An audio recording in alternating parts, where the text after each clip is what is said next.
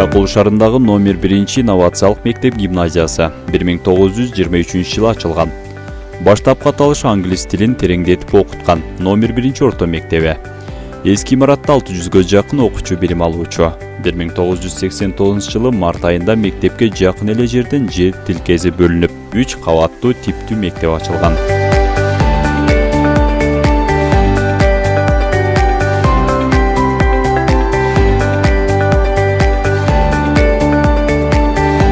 Кийинчерээк англис тили менен катарлаш немис тили дагы окутуу үчүн киргизилген. 2014 жылдан баштап инновациялык мектеп гимназиясы статусуна ээ болгон. Проектилик кубаттуулугу 1176 окуучуга деп эсептелген. Факты боюнча акыркы окуу жылында 2297 окуучу билим алууда. Мектептин бүтүрүүчүлөрү көптөгөн ийгиликтерге жетишип, дүйнөнүн ар кайсы өлкөлөрүндө билим алып эмгектенип келишүүдө. Айтылуу төгөрөгү төп келген касиеттүү Ысык көл жергесинин ичиндеген ак таңдай акындары, журт башкарган берендери, күндөп түндөп токтобой күпүлдөп миллиондогон саптарды айткан манасчылары, дастанчылары, күүчүлөрү, алысты көрө билген, оозунда нуска кеби бар акылмандары, кайраты мол баатырлары, жүрөгүндө ар намыс оргуштаган эрендери, айткандай дал келген олуялары, улуу кичүүнү бирдей сыйлаган билген жөнөкөй карапайым асыл адамдары чыккандыгы менен сыймыктанбай кое албайбыз. Алардын бири Алдаяр уулу Мойт аке, акелердин эң улуусу, акылман болгон. Алдаярдан 5 уул төрөлөт. Алар Теке, Асан, Абылаке, Очуй, Мойт. Кенжеси Мойттун 3 аялынан Алма, Күмүш, Үмүкө 6 уул төрөлөт. Үсөн, Чомой, Албек, Качыбек, Саске, Калча, алардан тараган урпактар Ысык көлдүн орто өрүктүү айылында отурукташкан. 1750 жылдары туулуп, 1843 жылдары кайтыш болгон. Ал киши Алдаярдын эң кичүү 5-чи баласы. Мойт аке болгону 1840 жылдары Тилекмат Жыргалаңдын боюнда арык, белек, кыдык, саяп элдери бардыгы чогулуп чоң жыйын болгон экен. Ошо жыйында Алдаяр Мойту дөөлөс сартты жалпы элдин алдына чыгарып, ушул эки адамды ата дебейли, аба дебейли, мындан кийин ушул эки адамды ата деп, аке деп жүрөлү деп жалпы элге кайрылганда элдин баары макул болуп бир добуштан колдоп, ошондон кийин Алдаяр Мойт аке деп, дөөлөс Сарт аке деп экөө аке аталган. Ошондо Мойт акенин аке болгонуна 180 жылдын жүзү болду. Бекер киши аке болбойт. Аке элге кызмат кылган, эл деп, жер деп аракет кылган адамды жалпы эл колдоп аке кылышкан. Ал киши жалпы элди баккан экен. Күлүк таптап, саяпкерлик кылып кылган күлүктөрү байгелүү орундарда алып, ошо байгеден түшкөн жылкылардан кирейген багалдарга бөлүп таратып элди колго алган. Андан кийин Төгөмдот деген Мойт акенин бүркүтү болгон. Ошо Төгөмдотту 40 жылдай колуна алып жүрүп салган экен. Ал мисалы үчүн бул тоодо эликтеке толтура жүрөт деп айтып келсе, күздүн күнү барып ошо Төгөмдотту салганда ал асказоодон ошо текелерди мыкчып жерге таштап эле, анан барган кишилер өгүзгө, төөгө коомдоп жүктөп алып келип жамбашкан экен. Мойт аке эң негизгиси элде тынчтык болсо экен, эл тынч жашаса экен, эл жетик жашаса экен деп дайыма элден колдоп жүргөн, чыр-чатакты эң жаман көргөн. Анын bir aytkаны малга барсаң эрте бар, караңгы кирсе көз жетпейт. Келе жаткан чыр-чатактын алдын тос, ырбап кетсе сөз жетпейт деп жалпы элге айткан. Бул айыл орун алган көл жээгиндеги куттуу жерде ага суу очуй менен Мойтаке таңдаган деп айтылат. Ала тоодон агып түшкөн жүздөгөн суулардын ичинен ушул жердин суусу Акеге өтө жагыптыр. Анын акылы менен конуш күткөн эл бүгүнкү күндө Мойтаке белек кылган жерин алтын бешигинде ыйык күтүп келет.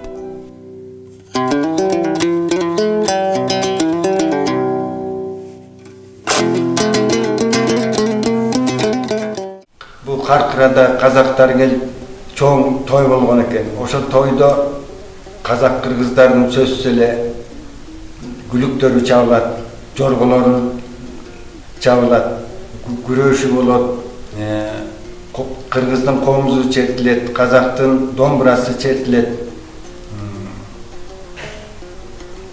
кыргыздын манасы айтылат, казактын алпамышы айтылат. Ошондо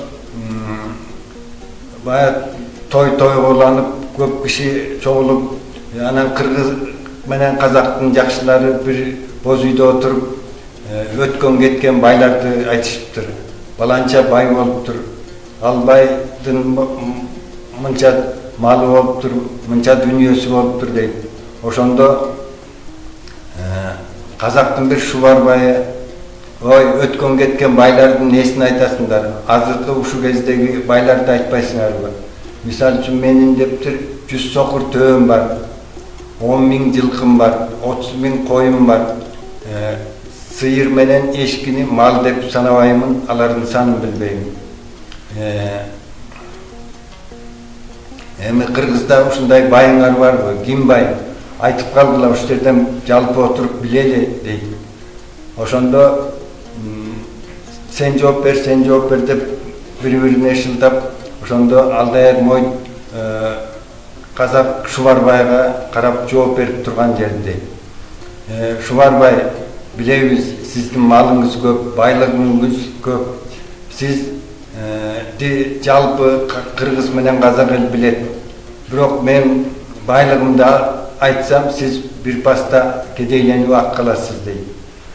Айтыңыз, ушул жерден билип алалы дейт. Ошондо Шубарбайга карап жооп берип турган жерде. Бул дүйнөнүн шубарым, шамалы бар, кары бар.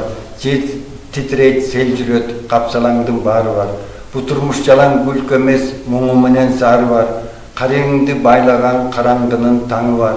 100 сокур төөң болгону жер үстүндө жайнаган макулуктун бири го. Bir жут болсо жоголот малым колдун кири го. Мен айтпаймын малымды байлыгым деп. Ар жыл сайын 5 неберемдин тоюн жейм, кубанамын ошого Кудайыма шүгүр деп. 5 неберем аталап жүгүрүп мага турганда, менден өткөн бай жок деп мында бир батам жыргалга. Түмөндөгөн малым бар, тоодо, түздө, талаада, көл боюнда, токойдо. Түмөн малым баламдын күлкүсүнөн садака. Керек десең дүнүйө келип көргүн үйүмө. 100 сокур төөңдүн, 30.000 коюңдун, 10.000 жылкыңдын алдына килемим бар салгыдай. Кыргыз менен казак эл жалпы отурса кыркалай, жарымы артып калгыдай. Жаздан күзгө чейин көчүм токтойт 10-15 жерге. Килемдерим салынуу жыйналбастан кала берет ошо түз жерлерде. Суу бассайын нарын табак эт майым желбей калат ошо көчкөн жерлерде. Уккула бардык болгон байлыктын чыныгы байлык балада. Бала ээлик кылбаса тулпарда болсо тайлык жок, туура сөздүк була тукумдан өткөн байлык жок деп айтып болуп караса, Шубарбай башын жерге салып отурат дейт. Көрсө а киши башка чукак киши экен. Ошондо башын көтөрүп, аке, бул айтканыңызда калети жок. Аке, мен экинчи малымды байлығым деп айтпайын. Аке, мен сізге сөз берем деп башын жерге салып, ел алдында ұят болғаны оқшайды. Себебі Мойтаке малының қанша екенін білбейді екен. Түмендеген малым бар дейді, бұл малының санын білбейді оқшайды. Килемім дейді, ошо кезде жайдың күні жайқалып жатқан шиберді тулан чөптөрдү кызыл тасыл болгон чөптөрдү килемим деп балаган экен. 1997 жылдын октябрь айларында Акенин 250 жылдыгын эскеришип, өмүрүнүн көбү өткөн орто өрүктөгө мечити курулуп, анын жанындагы чакан мунарага эстелик ташын орнотушту. Ал эми 2016 жылы Акенин урпактары күмбөзүнө эстелигин жаңылап курушкан. Айтулуу Мойтаке болжол менен 1745 жылдар аралыгында жарык дүйнөгө келиптир. Ал олуя, бий, табыпчы, саяпкер, мүнүшкөр, акылман, калыс адам болгон деп айтылат. Ал арабча окуп да жаза дагы билиптир. Анын нуска кебе, артына калтырган акыл насаттары, мурасы эч чирибейт да эскирбейт. Акеге ала тала машкере артыкчылык касиет, ар кандай дарттын дабасын таамай таба билген. Дарыгер табыпчылык өнөрдү дагы ыролоптур. Кезегинде Мойтакебиздин айткан дегени дегендей дал келчү экен. Адамдар ага бата сурап көп барышчу делет. Анын далили катары ынтымак жөнүндө айтылган сөзү ар дайым эл оозунда болгону. Ыры салды ынтымак. Ынтымагы бар элдин айсыз караңгы түндө да асманында жарык күн турат. Ынтымагы жок элдин балдары иттей ыркырап, ачык жарык күндө дагы асманында түн турат деп элдин ынтымагын баарынан жогору койгон. Эгем жар болсун, элде бар болсун, кырсык жок болсун, курсак ток болсун. Малыбыз эттүү болсун, жерибиз чөптүү болсун, толсун, толсо чайпалбасын. Чайпалса төгүлбөсүн, төгүлсө бөксөрбөсүн. Туганыңа туу бол, душманыңа уу бол. Барга түркүк бол, жокко сүйөнөр арка бол. Жакырга дем бол, жакынга бел бол. Орлууга эм бол, чалкыган көл бол. Чатыраган төр бол, омейин. Ушундай баталарынан улам Акенин ысымы элге, жерге тарган. Мойтакенин чечими менен каза болгон адамдын сөөгүн, анжанга ташкан салт токтотулуптур. Анын керези менен өзүнүн сөөгүндө өзгөчө жактырган Тоң району караштуу Бөкөнбаев айылына жакын Манжылы жылгасына бир дөбөчөгө коюлган. Ордун белгилеп, ал жерди казганда казан тулгасы менен чыгаарын айткан экен. Кийин сөөгчүлөр чындап эле ал жерде казан тулга таап чыгышкан деп көргөн билгендер айтып келишет. Бүгүнкү учурда эл Манжылыдагы мазарга ар кандай көйгөйлөрү менен кайрылып бата сурап барышат. Мойтакенин билармандыгы, ал кишинин баягы көрөгөчтүгү, саяпкерлиги, анан бул кишинин дагы табыттык жагы да болгон экен. Жанагы өтүп барат ушул Топой небереси Эшкожонун келинчеги Айжан ушул ооруп аткан экен. Анан керегетиңиз дегенден ушул бул жүрөгү катуу мурун табапкерлерге салса ошо аякпай жүргөн экен. Көрсө ошо жолборстун этине талгат болуп боюнда бар экен да кишинин. Анан ошо чыгып айткан экен, ушу жолборстун эмесин этин берсеңер ушундай болсо анан эме болот. Анан ошондон сакайып кеткен экен. Анда төрөлгөн жигит ошо балбай чоңото болуп кетет да. Анан ушундан жакшы баатыр төрөлөт деп айтып кеткен экен көрөгөчтүгү. Андан сырткары ушу Тоң районунда Манжылыда Манжылата деген жер бар, Бөкөнбайдын бер жагында. Ушу Манжылатага ошо илгери ушу Анжан тарапка аттыбаштуулардын сөөгүттөрүн Анжан тарапка алып барчу экен. Анан кийин ошо Мойтакебиз токтоткон дейт. Şu araya suyup taşlandı koyuğa. Alsal parayı düştü gerek koyuğa deyen. Bayağı emes sözlerini aytıp ketkendi, oşondan şu suyup taşlandı kalgan deyip. Ama şu bizim özünün ayında da şu Uçuyata uğur arası olgun eken, uçuyata menen Moyteke uşul ayıldı, suusun, toğusun, jakşı bir uşul ayıldan oruna çağırışkan eken. Jana joğruda ağayızda aytı öttü, uşul bir şu vaka çeyin bayağı ıntımakta olup, oçuk moytlar uşu akkan suusun çoğu çişip, jaylosun çoğu jaylaşıp, ıntımakta şu vaka çeyin yaşap duruşat. Moytake'nin urbaklarından, Uçuyata'nın urbaklarından da çıkan adamlar çıkan, dağı şu vakta dağı Kırgızdın tuğusunu götürüp hareket kılgan baldarımız da var. Uday boyunca şu dağalda da çığa turgan jigitler de var. Şu ramatlık bolup ketti, Janusz degen ağayımız var öyle. Bunda Aldayar Moytake deyin kitaplarda bilen 96 yılı yazıp emeği vergen. Yoksa içinde şu tarihte yazılan andan keyin dağına 2009 yılı dergide taşlap ketdi alışı. Andan keyin o jakınlarda bu maksat gelbedi hazır. Boronbay bu maksat da bu yerde şu jalpı Aldayar sancaсын жазып, анан içinde Moytake жөнүндө jalpı Aldayardын балдары жөнүндө кеңири таралган маалыматтар. Эки кылымга жакын убакыт өтсө да, Айтылуу Манжылыдагы күмбөзүнө кыргыз жеринен эле эмес, дүйнөнүн булуң бурчунан келген зыяратчылар арбактарга арнап Куран Каримин багыштап, курмандык чалышып, дуа кылып, жан дүйнөлөрүн тазартып, пендечиликтеги кетирген күнөө параларынан арылып, ички буктарын чыгарышып, жеңилдеп, соопчулук тилеп атышы жаңылык деле эмес чыгар. Аке деген наам эл үчүн кызмат өтөгөн, элдин келечегине кам көргөн калыс, адилет, элдин сый урматына татыган адамдарга берилген.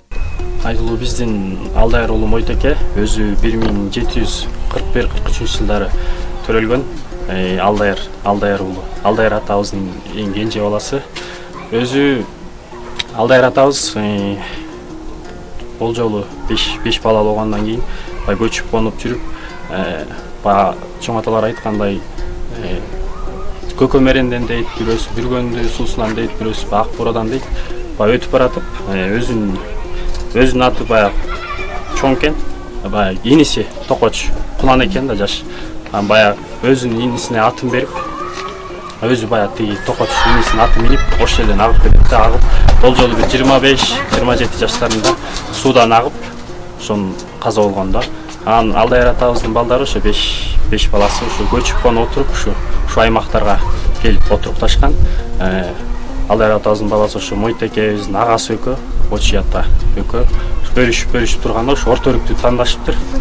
Биздин эсептөө боюнча бул жолу 1795-99 жылдарда уш жерге отуруп жактырып, уш жерден ошака жайгашып, азыр бул күндө ошакта урпактары жашайт. Атабыз өзү табыпчы, саяпкер, мүнүшкөр киши болгон. Ол уяда алдын ала айткан эмеси табыпчылыгы боюнча айтып кетсек, Айтылуу Балбай Батырыбыз Токой уулу Бешкожо атанын баласы, Айжан эне ал Атаке Батырдын кызын алган. Ошол боюнда бар кезде эме болуптур. Талгак болуп жана жин ооруп атат деп аны табытка байлап салыптыр да. Эмеге казга. Moytake атабыз ошо өтүп баратып, көрүп калат да, көрүп калганан тамырын кармап айтат экен да, бул жин оор эмес, бул деген талгак болуп атыптыр. Бул деген курсагында бала бар экен, батыр төрөлөт. Анан тиги Бешкожо ата айтат да, жолборсун жүрөгүн таап бергиле депчи. Анан ошо жолборсун жүрөгүн таппай, анан каршы кыздын жүрөгүн алып келип берген дейт да, ошондон Балбай атабыз батыр төрөлгөн. Анан ким Айтылуу Солтонкул деген бай болгон да, азыркы биздин президентибиздин чоң аталары болуп келет. Ошол киши бир катуу ооруп, эч ким айыктыра албай койт экен да, айыктыра албай коюп, анан биздин ошо Мойтакеге ал кезде атабыз баягы карып калыптыр. Карып калганда да анан такыр эме болбой калды деп өзү келет экен да, атка эметип алып, баягы араба менен алып келишип, анан аба такыр болбой калдым, баягы бардык жерге бардым, эметпей калдым да, анан көрүп бериңиз дегенде ошо Мойтаке тамырын кармап, анан оорусун билип, ошо Солтон Кулатаны айыктырган экен да. Азыркы биздин президенттин чоң атасы болуп да. Жыргалаң суусунун жергесинде болгон бир жайында Мойтаке, Сартаке, Тилекмат акелерге аке деген наамды беребиз деп чечим кабыл алышат. Ошондуктан Мойтакенин басып өткөн өмүр жолуна сабак алуу биз үчүн зор сыймык, чоң ишеним. Биз окуткан окуучуларыбыз келечекте акедей даанышман, калыс, адилет, элдин камын ойлогон инсандар чыгат деген ишеничтебиз.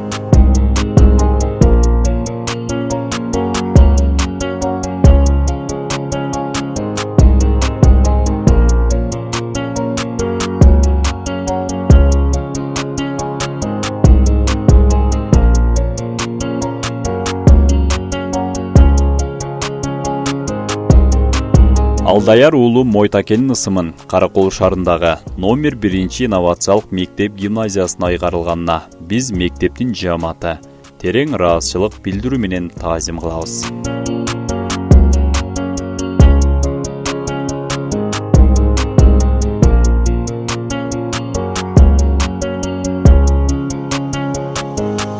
Мойтакенин урпактары жакын арада, тактап айтканда 9 июнда мектебиздеги алдыңкы окуучулар менен бирге окутуучуларыбызга 30 000 өлчөмүндөгү стипендия таратышып, аларды дагы ийгиликтерге шыктандыруу менен жыл сайын мындай сыйлык тапшыруу аземин адатка айландыра турарын айтышып, мугалимдер менен окуучуларыбызга кубаныч тартуулашты.